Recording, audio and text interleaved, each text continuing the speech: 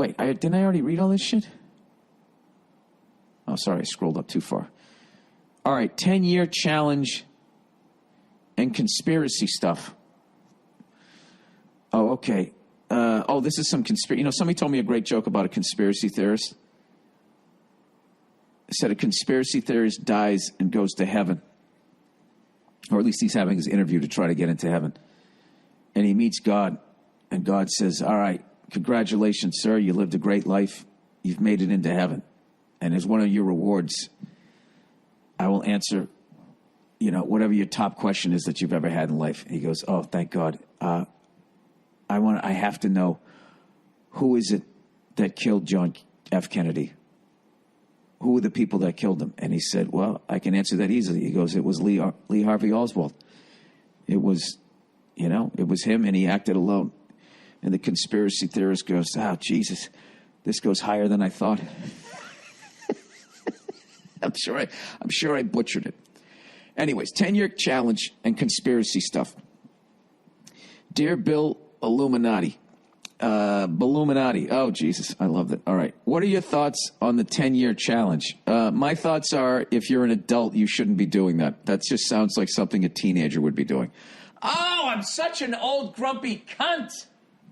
That's for children. Grow up. Get busy with dying. The social media thing where people post a pic of themselves from 10 years ago and today to show how much or little they've changed. Wired did an article about the shady data collecting involved with it. Also, I'm 23, so when I started listening to you in 2011, I was younger and definitely intrigued by the conspiracy stuff, but never had enough of a perspective on history and everything till now.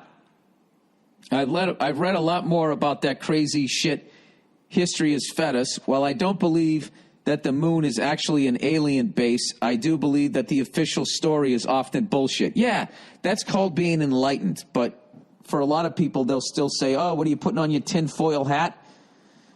Yeah. The official story is usually 90% of the time is bullshit. And all you have to do is just look at yourself as a human being. Anytime you get in trouble, anytime there's a controversy, how much you're spinning it. I've always said, has a cop ever pulled up to a 2-car accident and one person says, that fucking guy came out of nowhere and T-boned me. And then when he walked up to the other guy, the cop goes, what happened? And the other guy goes, man, I came out of fucking nowhere and T-boned him. It's always going to be like his version of it. And they're both fucking in the right. Anyways, he said, I think the most frustrating thing is how little people care about declassified files that confirms that was once crazy talk. Yeah. Because they view it as this weird way, their perception, they view it as this isn't how things have been handled historically and continue to be handled today. They view it as, well, all those people who said that shit are dead now. That stuff happened before I was born. They for some reason cannot make the leap up until the modern era. Like my wife just sent me something where there was a family, that was dealing in the business of OxyContin and how they are being accused. There's all these emails of them suppressing information about how fucking addictive that stuff was. And if that is true, those people, if they don't get the death penalty, what they've done to people, what they've done to families, and I know like 3 close personal friends of mine that have dealt with it or are dealing with it.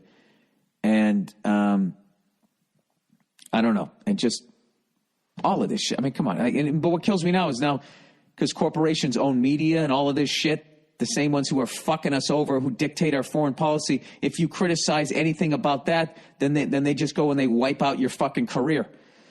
But anyways, as far as the 10-year challenge, I mean, yeah, they're definitely collecting data, I would think, and they're selling data. And then it just gets to who are they selling it to and what are they going to use it for? Like that 10-year challenge stuff, if you give that to the police, that could help them find a missing kid.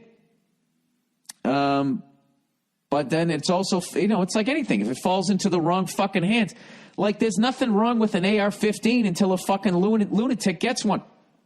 There's nothing wrong with guns until some fucking moron gets one. So then that becomes the thing that people then debate. Because there's morons out there, should nobody have them? Is there a way to control who gets them? Blah, blah, blah, blah, blah, all of that shit. So, I don't know. Well, welcome to the frustrating world of being at least enlightened. I'm not saying enlightened like you're 100% right on everything that you're thinking about, but to sit there and say that the official story is often bullshit. Yeah, it is often bullshit. Right from why a team got rid of a player to why we're fighting a war. All of it is going to be spun. I'll tell you what's hilarious. When I was overseas, I kept doing this thing saying, like, in the middle of my act, I would just be like, you know what? Now I'm going to take time out of my act to talk about the greatest country in the world, the United States of America. Okay? And everyone would start laughing. And then I wouldn't even do jokes. I would just start spewing out our propaganda. Beacons of freedom, defending the rights of blah, blah, blah. And everybody bursting out laughing like I was doing stand-up comedy. And all I was doing was just saying what my government says to me, what we're doing. All right? I did that in every city, all 7 countries, and they all laughed. Okay? Now, you're going to fucking tell me that by doing that as a test, because I knew that they were going to laugh, but I just wanted to see like how hard they were going to laugh. How could I just sit there and be like, well, what I'm being told is 100% fucking true. There has to be at least another side to this fucking story, right? I don't know. Anyways, plowing ahead here. I would personally, I wouldn't do that. I wouldn't send my DNA into the internet to find out what percentage German, Irish, English, French, whatever the fuck I am. I do think, it's fascinating to figure that out, but I just don't trust people that have, I mean, one of the biggest lies, the new checks in the mail, that used to be the old lie. The modern version of that lie is this is a secure site. None of them are secure, and you should be guarding everything that you can. But at this point, even with myself, I just think, it's too late. Like, so much shit is out there. But just because that's too late doesn't mean you can't educate your kids to not do that. And I